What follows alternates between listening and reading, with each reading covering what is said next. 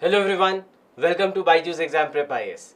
Today in this session we are going to have a discussion on the newspaper of 9th of May 2024.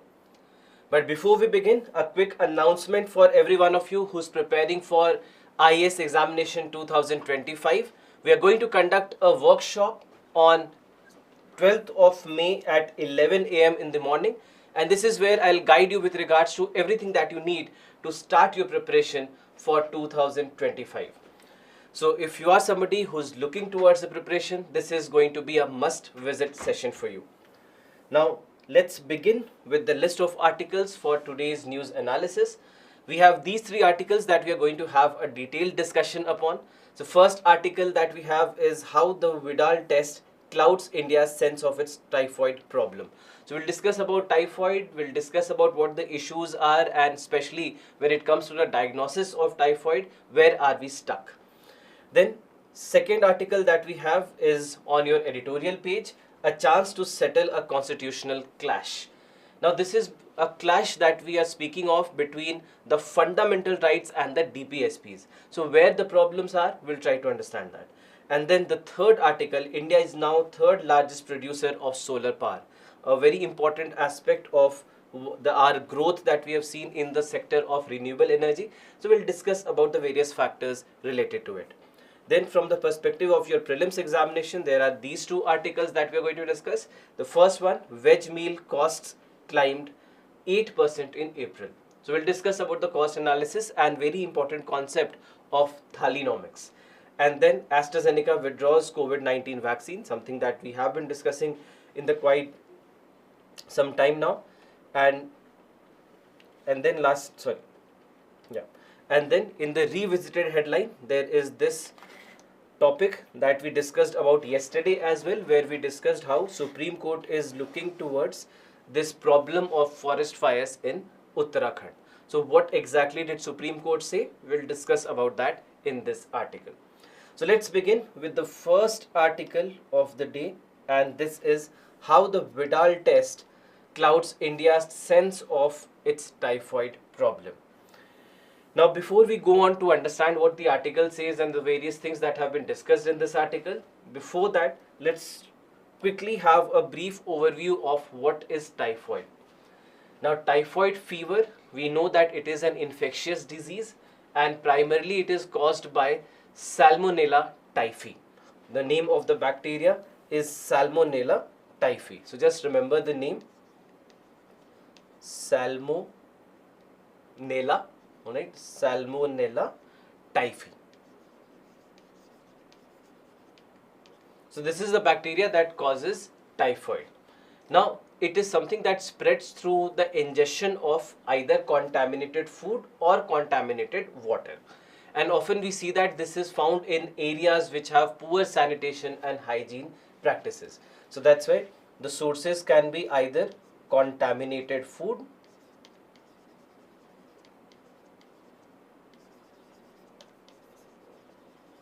or water. Contaminated food or water. And that's why we see that areas which have poor sanitation and they have hygiene which is not up to the mark, we see that this becomes a problem there. So poor hygiene and sanitation.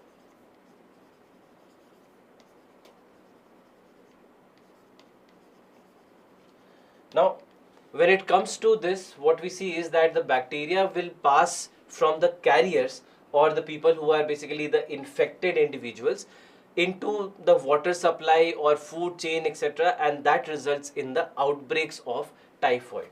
Now when it comes to the illness, this illness presents a range of symptoms such as high fever, abdominal pain, weakness, headache, digestive issues like diarrhea or constipation, nausea, vomiting, etc. So there are all these kind of symptoms that one might see. So that's why we see that there are all these symptoms: prolonged high fever, fatigue, headache and nausea, abdominal pain, constipation or diarrhea. Then after that, red spots usually can occur between the second and the fourth weeks of illnesses. So and then there are some pink blanching papules which also can emerge. So there are all these kind of things that can be seen as signs and symptoms of typhoid. Now in some of the cases what we see is that especially these two cases that we are speaking of, that we see that they either might develop a rash with some kind of, you can say, rose colored spots, and the symptoms typically would emerge approximately 1 to 3 weeks after the exposure. Now when it comes to the diagnosis of typhoid, diagnosis can be very challenging because the symptoms, they overlap with a lot of other illnesses as well. So that's why we see that there are these kinds of issues that can happen. Now when it comes to the diagnosis, what we see is that the blood or the stool cultures, they remain the most accurate test. And then there is also the rapid blood test like the Widal test that we are going to discuss, which are very often used, although there are certain limitations, and we'll discuss about those limitations. So that's why early and accurate diagnosis becomes very, very crucial for effective treatment of typhoid. Otherwise, it becomes very, very difficult to understand. And that's why typically antibiotics are also involved in it. And however, what happens is that resistance to antibiotics is something that is becoming an increasing challenge, because the preventive strategies that we have, in this case, that's why there are vaccinations that are available. Improved sanitation is something that is going to help a lot. Access to clean drinking water becomes very, very crucial. So there are all these things when it comes to understanding, or rather the prevention. All these things, they become very crucial.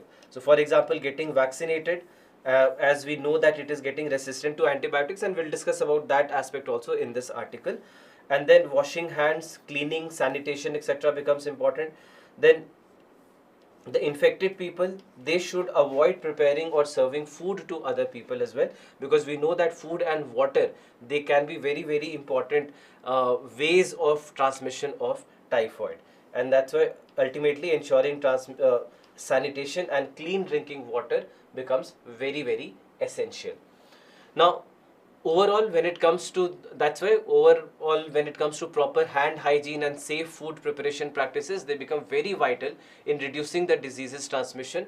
And if left untreated, typhoid can actually cause severe complications, like it can lead to intestinal bleeding, it can cause perforations in the intestine, which even can be life threatening for anyone.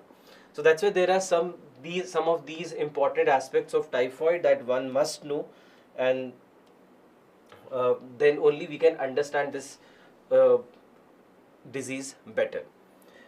Now coming to the article. Now this article basically discusses the challenges and the implications of the diagnosing of typhoid.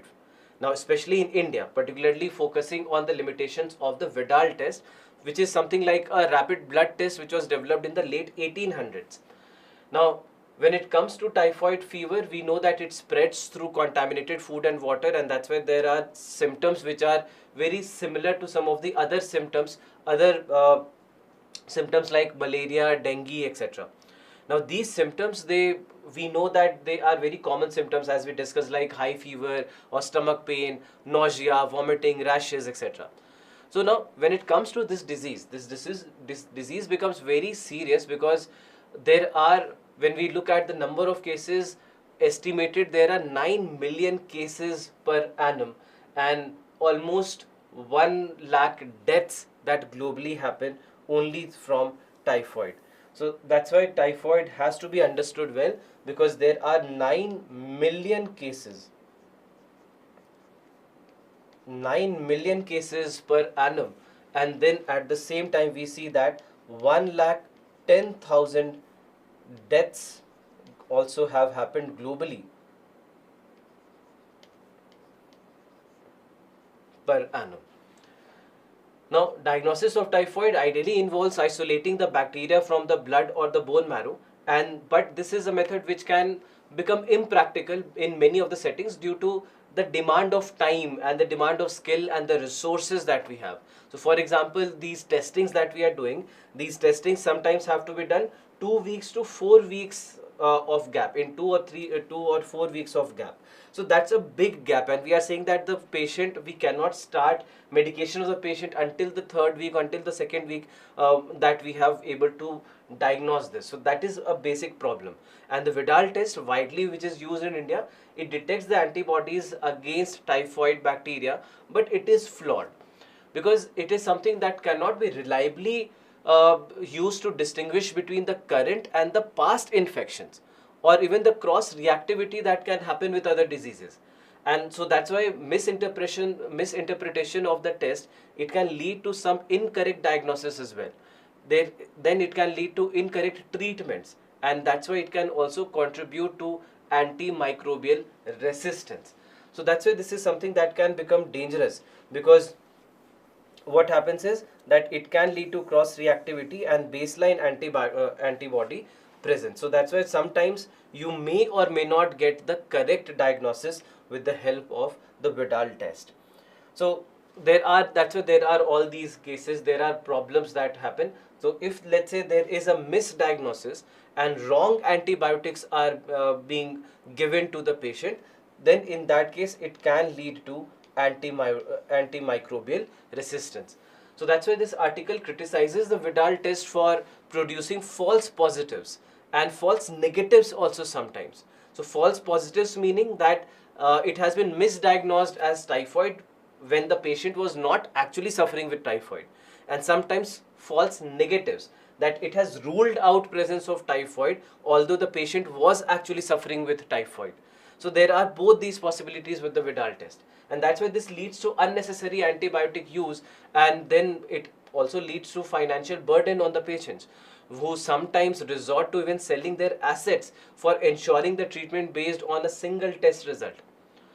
So that's why this lack of standardization and the quality control in the test kits, it also increases these kind of issues. So that's why we have to understand this, that inconsistent kit quality, cost reactivity, and false positives or negatives, they lead to misdiagnosis, and inappropriate treatment and unnecessary antibiotics, they actually can lead to antimicrobial resistance, and thus it also becomes a financial strain for the people who are suffering from these kind of issues. So that's why when it comes to, we need to also understand the alternatives, that what are the alternatives to the Widal test. So the alternatives to the Widal test, it includes better point of care diagnosis test, utilizing of regional data for effective treatment, and also something which is called as hub and spoke model for sample processing. So that's why it is implementing the hub and spoke model for sample collection and processing, so that we can improve the diagnosis accuracy altogether. Now, improved diagnosis methods coupled with probably better food and water sanitation, this is something that can reduce the burden of typhoid. And additionally, enhancing the surveillance and data sharing on antimicrobial resistance and the typhoid carriers is also something that becomes very crucial for managing of this disease more effectively. So that's why there are all these things that we need to understand from the perspective of this test, and also the burden of this disease, because it has been a big problem for India as well. Now, coming to the next article, and this is the editorial article that we have in today's newspaper on page number 6, a chance to settle a constitutional clash. Now, what this article basically is about is the clash between fundamental rights and DPSPs, and how sometimes we see that they are against each other in some of the context. So we'll try to understand that context. And again, before going to the article, because this article more than a polity article, it's more a law-based article. So I'll just try to simmer it down for you so that you can understand some of the basic points related to what this article is about. Now, the overview, if I give you of this article basically is about the Property Owners Association versus the State of Maharashtra case, which involves two major questions about how the constitution should be interpreted. First, there is something called as the material resource of the community. So that's why First, this article talks about what exactly do we mean by the material resources of the community. Material resources of the community. And this is under Article 39B.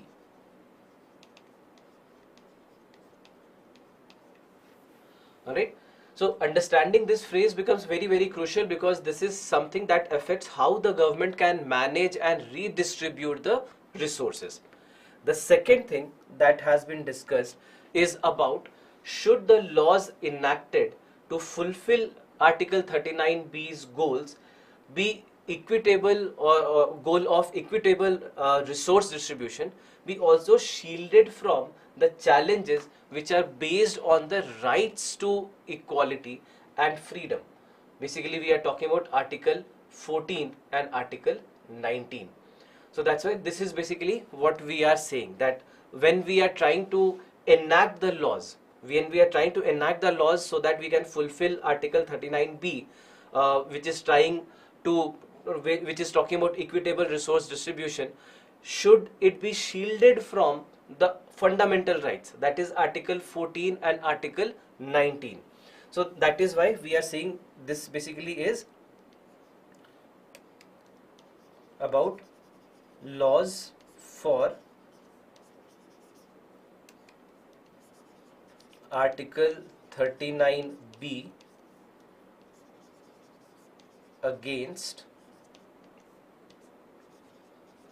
Article 14 and 19. Alright, so this is basically, these are the two basic questions. Now, when it comes to Article 39B, Article 39B ensures that essential resources are used fairly for the benefit of everyone, not just some privileged few. This is what Article 39B is about, right? That it tries to ensure that the essential resources are available for everyone. They are used fairly for the benefit of everyone. So, Article 39B, right? Article 39B says that essential resources,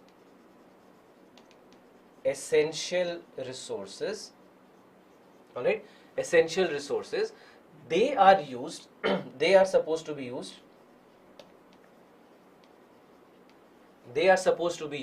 fairly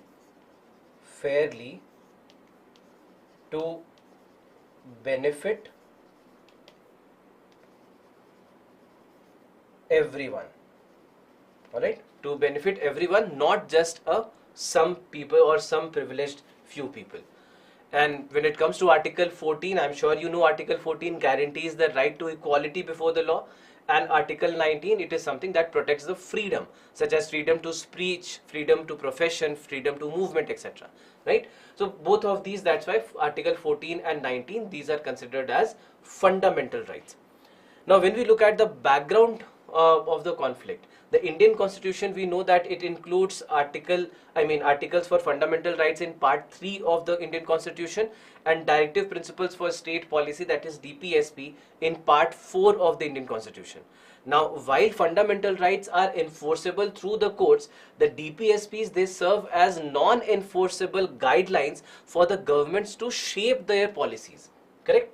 So this is where we are when it comes to fundamental rights versus DPSPs. So we know that fundamental rights, they constitute Part 3 of the Indian Constitution, whereas DPSPs, they constitute Part 4 of the Indian Constitution. Now, in this regard, what we know is that when it comes to fundamental rights, they are enforceable through courts.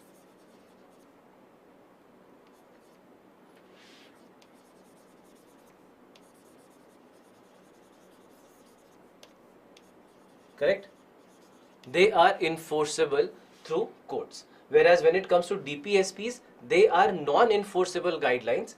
They are non-enforceable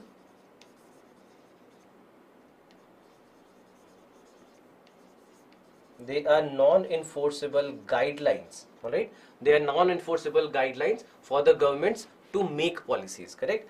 For governments, both at center and state, to for them to make their policies or shape their policies, to shape policies, correct? So this is where we are now. This structure, it creates, you can say, a natural tension. For example, the government would want to pass a law under a DPSP that maybe helps achieve some kind of social goal, but could also infringe upon the fundamental rights. So if we take some historical context, in the 1970s, the conflict between the DPSP and the fundamental rights, they became very acute due to some frequent constitutional amendments that were exempting certain laws from judicial review. The very famous Keshavananda Bharti case versus the state of Kerala in 1973, which tries to address this by establishing something called as the basic structure doctrine. Now this basic structure doctrine is something that says that some of the fundamental features of the constitution, they cannot be changed even with amendments. Even using amendments, you cannot change some of the fundamental features of the Indian constitution. This was the Keshavananda Bharti case of 1973, right? So now in this particular scenario, when we look at some of the specific amendments, for example, the 25th amendment that happened in 1971, it introduced Article 31C, and this Article 31C is something that provided any law made to implement Article 39B and Article 39C wouldn't be invalidated based on Article 14 and Article 19. Understand this. So we are talking about the 25th amendment, right? So in case of 25th amendment,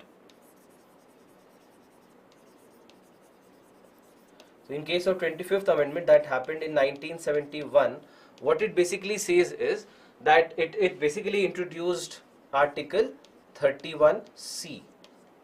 Article 31C, which basically provided that any law that has been made to implement Article 39B, any law that has been made to implement Article 39B and Article 39C, it cannot be invalidated by, can't be invalidated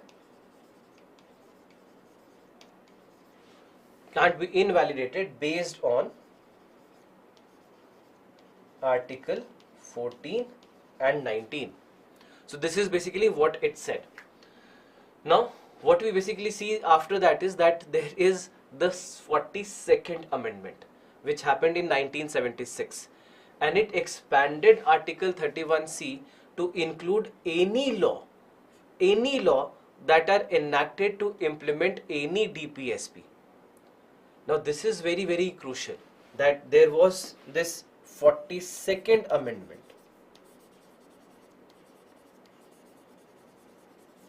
42nd amendment of 1976. What it says is that it basically, you can say, expanded 25th amendment to implement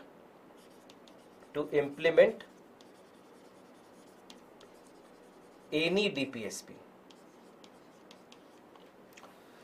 Now the court struck down this broader protection again in a very crucial case, again something that you might have read in polity, that is the Minerva Mills versus Union of India case of 1980, where it emphasized that fundamental rights are crucial and it must not be undermined under any circumstances. So that's why it was struck down in the 1980 Minerva Mills case. So that's why, so it was struck down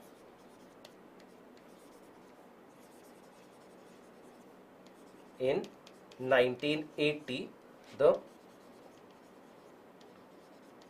Minerva Mills case. All right. So that's why this was very, very crucial as a part of this particular scenario. Now the current case, in the current property owners case, the government has actually a law that has allowed the state board to control old buildings with consent of 70% of the residents. The court will determine if the law aligns with Article 39B to serve the common good or not. And even if it does, the court must decide if such laws should still be open to challenges under fundamental rights. And that's why the significance of this case is very vital, because it will clarify the relationships between the DPSP laws and the fundamental rights. And the decision could actually redefine how the government balances the public interest, like the fair resource distribution and the individual freedoms. And that's why it will impact the future legislations as well, especially when it comes to the property rights, which when it is property rights or resource distribution and the government control of the assets. So that's why this becomes very, very crucial for us to understand the context of what's going on. Now, also let's try to bring in another point here, and this is about how exactly have the DPSPs and fundamental rights have been at odds with each other in India.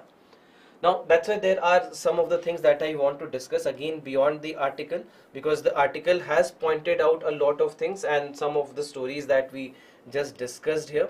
But what I want to bring in is another, let me just take another blank page, sorry, just give me one moment. Yeah, so let me just bring in another context here, and that is about how do we see that sometimes DPSPs have been at odds with fundamental rights in India. So for example, when it comes to DPSPs or the directive principles of state policy and the fundamental rights in the Indian Constitution, they have very often been at odds because of the distinct purposes and enforceability that we have seen. And that is what we discussed in the last slide. Now, when we look at the analysis of some of the key aspects of some conflicts that we have seen, there are some aspects that become very crucial. So for example, we know that the part 3 of Indian Constitution that contains the fundamental rights are enforceable in the courts, and if violated, individuals can seek legal redress. Individuals can go to the courts to seek legal redress. And when it comes to DPSPs, DPSPs contain they basically are guidelines for social, economic and political policies, and that's why they are not enforceable in the courts, but they are meant to guide the government in policy making. Now, the differing enforceability has actually caused tensions as the state seeks to sometimes implement DPSPs which may conflict with individuals' fundamental rights. So if we look at some of the early cases, there has been a landmark case, for example, the Champakram case of 1951. Now, when it comes to this Champakram case or Champakram Durai Rajan versus the state of Madras case of 1951, in this Supreme Court had ruled that if a law implementing a DPSP infringes on a fundamental right, it is invalid. So that's why this is an early case back in 1951 itself. Alright, 1951 itself, where we are talking about the Champak Durai Rajan case versus state of Madras.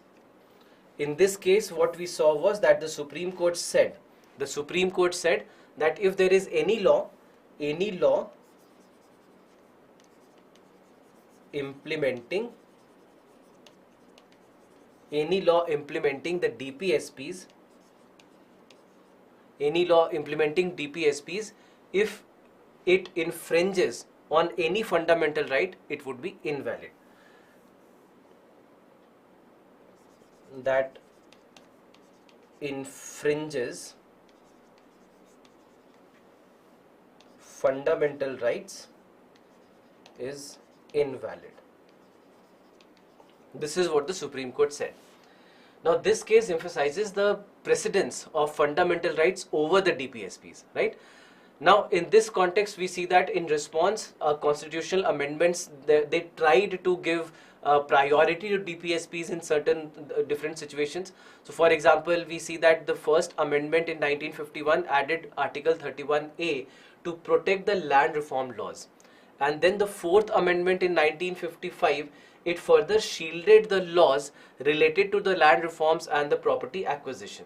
And then of course we talked about the Article 31C, the 25th amendment, which tried to protect the laws made to implement Article 39B and Article 39C, which aimed for fair distribution of resources and preventing wealth concentration from challenges which are based on Article 14 and 19. Now, this is something that expanded the priority given to the DPSPs over the fundamental rights in certain cases. And then of course the 42, the very famous 42nd amendment, it tried to attempt to broaden the protection to the DPSPs to all the laws, but it was struck down in 1980 Minerva Mills case. So that's why in this particular scenario, we always discuss about the 1973 Keshavananda Bharti case, which basically gave an understanding of the basic structure doctrine in this landmark case, which ruled that the government cannot alter the basic structure of the constitution. The government can't alter the basic structure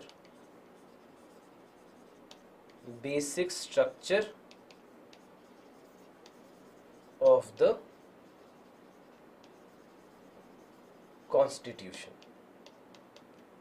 Alright, it cannot alter the basic structure of the constitution. The judgment basically allowed the parliament to amend fundamental rights, but it emphasized that any such changes should not violate the basic structure of the constitution. So that's why when it comes to the current challenges of the Property Owners Association versus the state of Maharashtra case, we see that the Supreme Court has exemplified the continued friction between the DPSPs and the fundamental rights.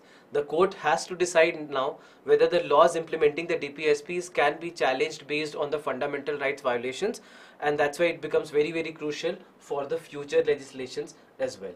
So that's why in summary you can say that the ongoing tension between the DPSPs and the fundamental rights, they highlight a very fundamental challenge in trying to balance, as I told you, the social and economic objectives of the government while also protecting the individual rights. So that's why this is where we are looking at. This is what you can say more or less the summary of every discussion that we are doing, that this is where we are trying to highlight the fundamental challenge. We are talking about the basic challenge or the fundamental challenge. We are trying to basically understand the fundamental challenge in balancing the socio-economic objectives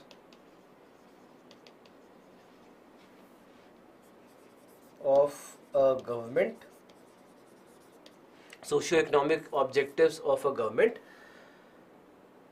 with protection of individual rights, with protection of individual rights. So this is basically, you can say, this entire discussion is all about, right? So the summary of the case, summary of the article is here. If you want, you can read it, but I first made the summary highlights, but then I thought that it's better if I just explain you instead, because if you read the article can become pretty intense for you, because it actually has been talking about a lot of cases and it is more on the side of the law rather than the side of polity. So I wanted to bring in the political aspects or other polity based aspects of what we need to understand. Now let's move on to our next article, and the next article is India is now third largest producer of solar power. Now this is a big scenario, but understand there are two basic things that we are going to discuss here, and you need to understand again the basic difference between the two. One, the production, the production in India and globally, and second, the installed capacity.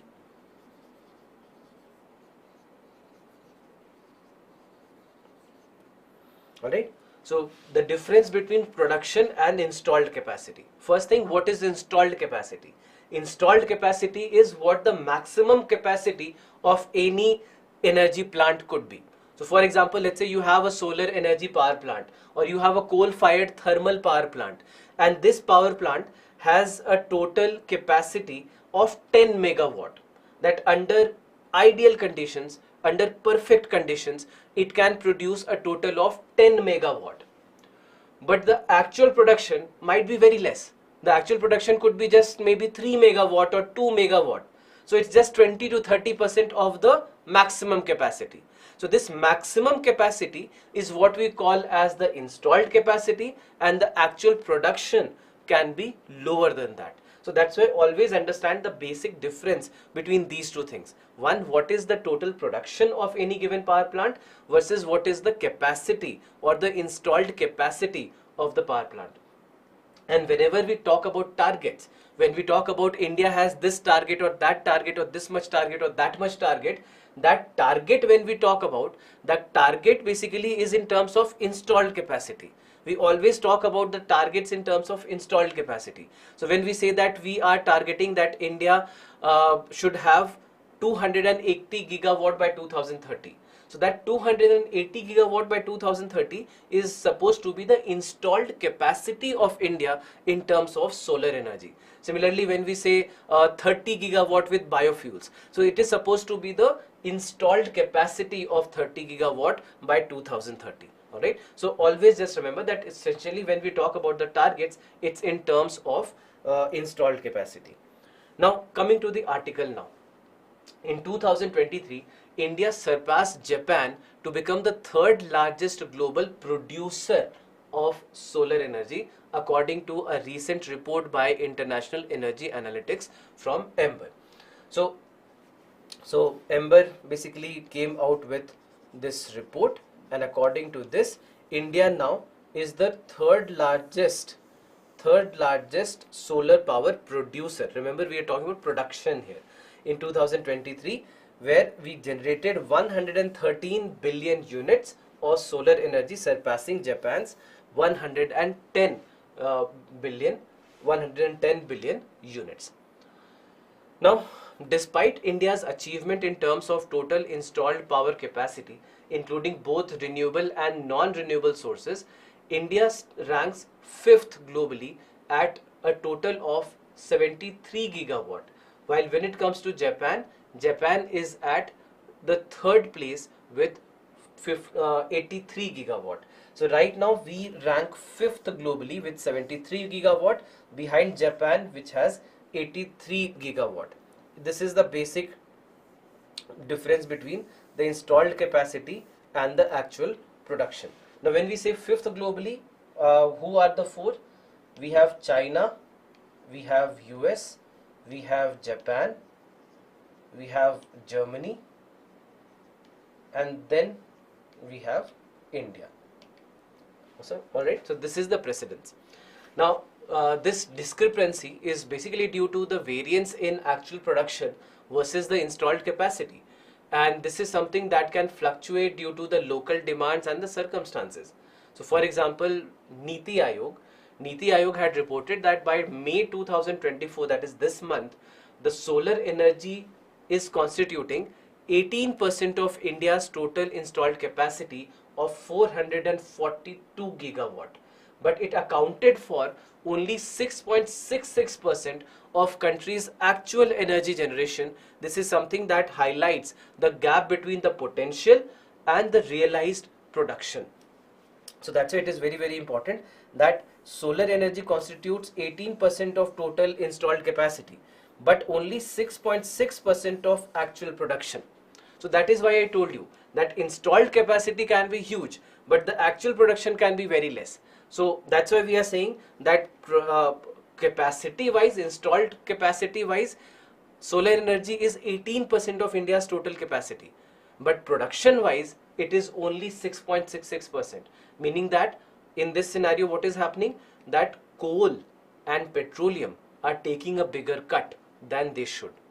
That if the production also had an 18% share in India's energy production, that would have meant that coal production is lesser or coal usage is lesser in energy production. But unfortunately, that is not the case. So that's why this is something that becomes very crucial for us to also understand. So that's why we have to understand that now. But very good thing is that India has been able to overtake Japan in solar production due to almost, you can say, 2 billion units decrease that happened in Japan's power demand in 2023. But at the same time, although we are at the 3rd position, catching up to the 2nd position, which is held by United States, would be very, very difficult, because that would require India to more than double its solar output, and it has to exceed a total of 228 billion units. This is what US has. China remains the global leader in producing solar power, and it generates a total of astonishing figure of 584 billion units in 2024, which you can say is more than the combined production of US, Germany, Japan in India. So all the 4 combined also, they are not as much as what we have seen with China. And globally, renewable energy sources, they have accounted for 30% of electricity in 2023, which is up from almost 19% in early 2000. So which is a good scenario. Now China has been the largest contributor to this growth also, supplying over half of the additional global power generation or global solar power generation, and almost 60% of the new global wind generation also is coming from China. 60% of wind generation also comes from China.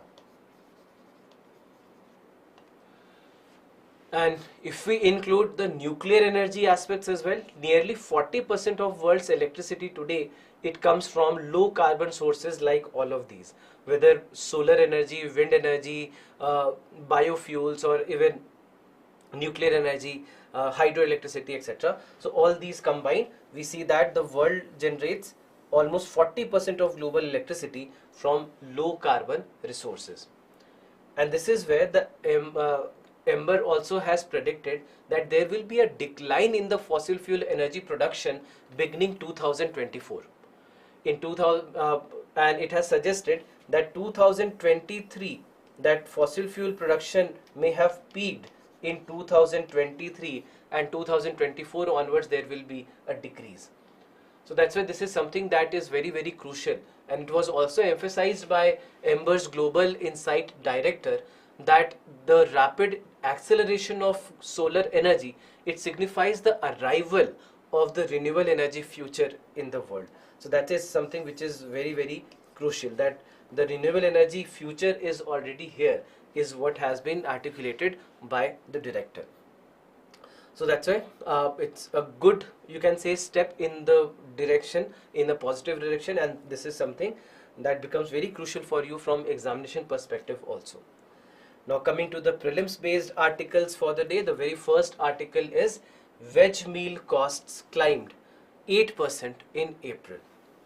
Now here it is a very data intensive article, and we are not really bothered about a lot of data that has been given here, but rather we are going to focus on the concept of thalynomics, which is a concept that measures the affordability of a meal, which is known as thali in the Indian context. Now, when we look at this concept of thalynomics, this basically talks about what?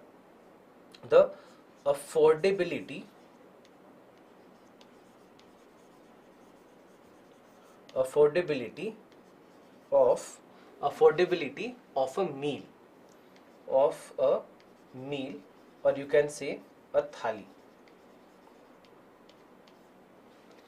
Now this is a term that was popularized in the 2020 Economic Survey of India, where it was used to analyze the changes in the cost of a standard meal. A thali that typically includes variety of staple foods like rice or roti, vegetables, dal, and sometimes non-vegetarian items also like meat or fish. So thalinomics compares the cost of ingredients required to prepare a vegetarian or a non-vegetarian thali according to different regional variations as well, and in various different time periods. And that's why it provides insights into the food price inflation and the dietary affordability and the living standards as well. So that's why we have to understand that we are here comparing the cost. All right, we are trying to compare the cost of ingredients required. We compare the cost of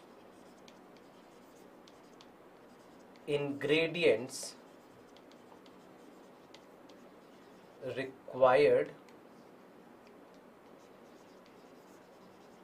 cost of ingredients that are required to prepare a veg or a non-veg meal. All right, a veg or a non-veg meal or thali, non-veg meal or thali across various regions of the country. Because we know that a thali in the context of any given state could mean a very different thali. Whether you go to the north or the south or the east or the west, you'll find that there is huge variation in what constitutes a thali, correct? So that's why we know that there are regional variations, and this regional variation has to be accounted into understanding of this thali. And that's why it provides insights into the food inflation, the dietary affordability, and also the kinds of changes in the living standards. And it also, that's why it helps the policymakers also to understand how the inflation also affects the average consumer, and whether the food items are becoming more or less affordable for the various sections of the society. So that's why this thalinomics or understanding of a thali in India becomes very crucial.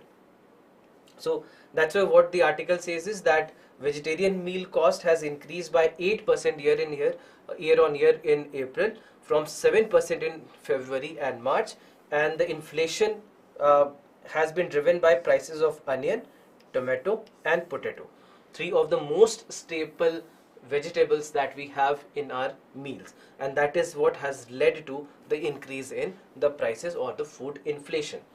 And even rice and pulses, they remained high at 14 and 20%. The non-veg meal also has reached 4-month high of 56.3 rupees, and although it has dropped by 4% year on year due to a 12% reduction in the broiler prices, and it rose 3% from March to April due to 4% increase in broiler prices, which have been driven by higher demand and input cost. So that is basically what we have seen, and that's why the contributing factors to these kind of changes have been because of the reduced crop arrival and lower rabi acreage, which have been impacting the onion supply. And that way we have seen, we had discussed about this also, that there has been a ban on onion exports that have been implemented by the government because of this rising price.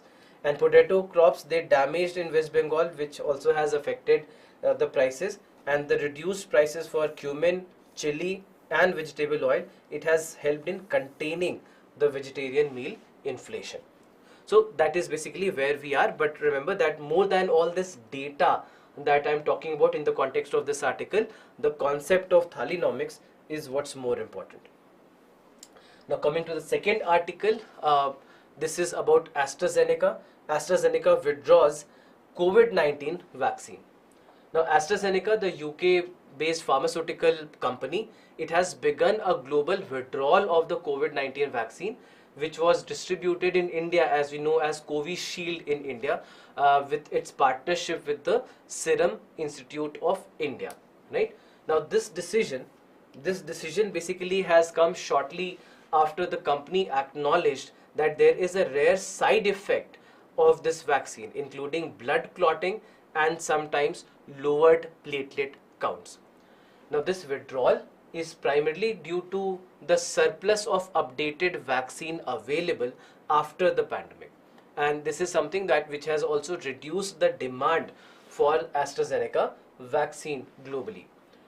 Now, in India, the Serum Institute of India, they had ceased producing and supplying the new doses of Covishield as of December 2021 itself, and having already disclosed the rare side effects that can be there, like thrombosis, that has been there, and they actually had talked about this earlier as well. Now, in this particular scenario, in the packaging itself, they had written about this particular scenario, that it can lead to thrombocytopenia syndrome. So it was written on the packaging itself. It was written on the packaging itself that there can be thrombocytopenia syndrome. So this was something which was already written on the packaging itself back in 2021, according to Serum Institute of India. Now, when it comes to AstraZeneca, we know that AstraZeneca has been distributed worldwide, in Europe also as Vaxzevria, and in India as Covishield. So Vaxzevria and in Europe, and we know that it was Covishield, distributed as Covishield in India. So that's why with the abundance of newer Covishield vaccines, the demand for these vaccines has actually declined, and that's why it is no longer in production or distribution in most of the cases. Now then, coming to the last article of the day, and this is Rain Gods, Cloud Seeding, Not the Answers for Forest Fires, Supreme Court Tells Uttarakhand. Now, in this context, what we know is that the Supreme Court of India has criticized the government of Uttarakhand for its response to the recent forest fires that resulted in 5 deaths. And the court emphasized that relying on the rain or cloud seeding, it is not a viable solution. And that's why it urged the government to implement preventive measures instead of this. And in this context, what we see is that Justice Sanjeev Mehta, who was also a part of the bench that was led by Justice B.R. Gavai, underscored this particular point in response to the assurance given by the government of Uttarakhand, the officials of Uttarakhand, that the emergency was under control. And Justice Gavai, he countered the state government's assertion that the emergency was over, stating that the court would verify the situation first.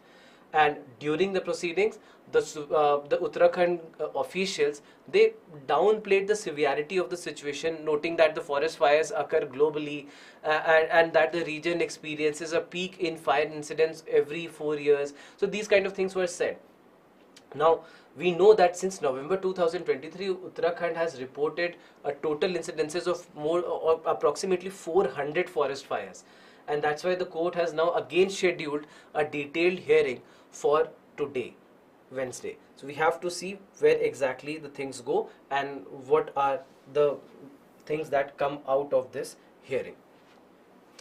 Now, coming to the mains questions of the day, the first question: discuss the constitutional conflict between the directive principles of state policy and the fundamental rights. So we discussed about the various things. We discussed about the historic context and how they are at odds at each other sometimes. So you can use all those points to discuss this contention.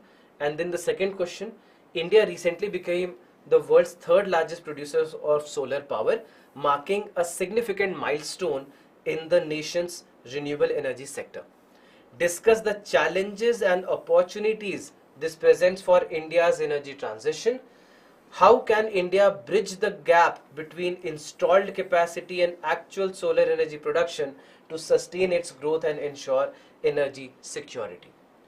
So So there are two parts to the question. The very first thing is that given that where we are, how do we proceed further? What are the things that India can do? Again, you can, while writing this answer, you can use some of the points that we discussed, plus some of the initiatives and the policies that have been implemented by the government of India to increase the capacity and also to increase the production.